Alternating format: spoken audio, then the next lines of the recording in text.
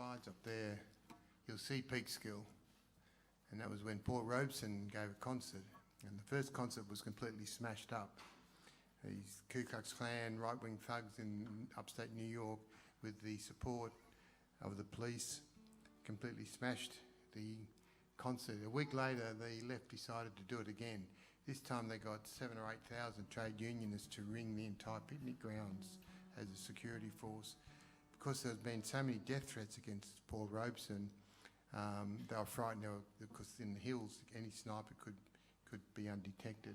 So group of, we need to put that slide back if we could. A group of trade unionists stood on stage trying to protect Paul Robeson.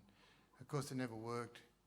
Even though the picnic went ahead, they didn't realise the police had channelled all the cars down one single dirt track where there were literally thousands of people with rocks and baseball bats waiting. And cars were overturned, people were beaten, hospitalised, people lost their eyes. That was dreadful. But that triggered, in many ways, the McCarthy era. But Pete, as Pete said, this is the way Pete Seeger responded. You might know it as a song from the 60s, but this was the origin of this next song. If I had a hammer, I'd hammer in the morning, I'd hammer in the evening, all over this land. I'd hammer out danger, I'd hammer out warning, I'd hammer out love between my brothers and my sisters, all over this land. If I had a bell, if I had a bell, I'd ring it in the morning, I'd ring it in the evening, all over this land. I'd ring out danger, I'd ring out danger, I'd ring out warning, I'd ring out love between my brothers and my sisters, all over this land. If I had a song, I'd sing it in the morning, I'd sing it in the morning, I'd sing it in the evening, all over this night. I'd sing out danger, I'd sing out danger, I'd sing out a warning, I'd sing out love between my brothers and my sisters, all over this night. Now I've got a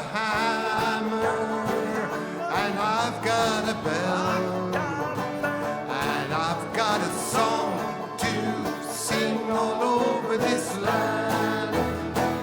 It's the hammer of justice, it's the bell of freedom, it's a song about love between my brothers and my sisters, all over this land.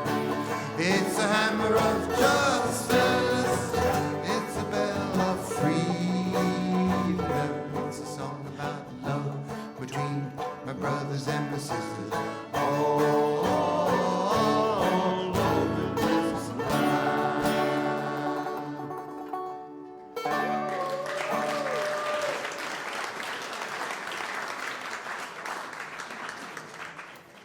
So following Peekskill riots, Pete formed a new singing group with Lee Hayes and a brilliant alto called Ronnie Gilbert and guitarist Fred Hellerman. They were called the Weavers, and their first recording was If I Had a Hammer. Well, Lee recalled that it was a collector's item because only collectors bought it. However, they did have a hit record in 1950 with Leadbelly's song, kind of cheesy Good Night Irene. It would go on to sell over 2 million records. No mean feat for a folk group. But at the height of their fame, they were attacked. Professional anti-communists were highly paid, and one of them Harvey Matuso. Don't remember that name. He testified on February the 7th, 1952, before the House Committee on Un-American Activities that the Weavers were communists. Well, that night, the Weavers fell apart. Their bookings were cancelled all over Australia. Some 3 years later, however, a union concert was formed on Christmas Eve of 1955. This was recorded, and it went on to become like one of the most famous concerts of kind of folk or popular music history. And it was held in the only auditorium in the whole of America that would even allow them to perform in the famous Carnegie Hall.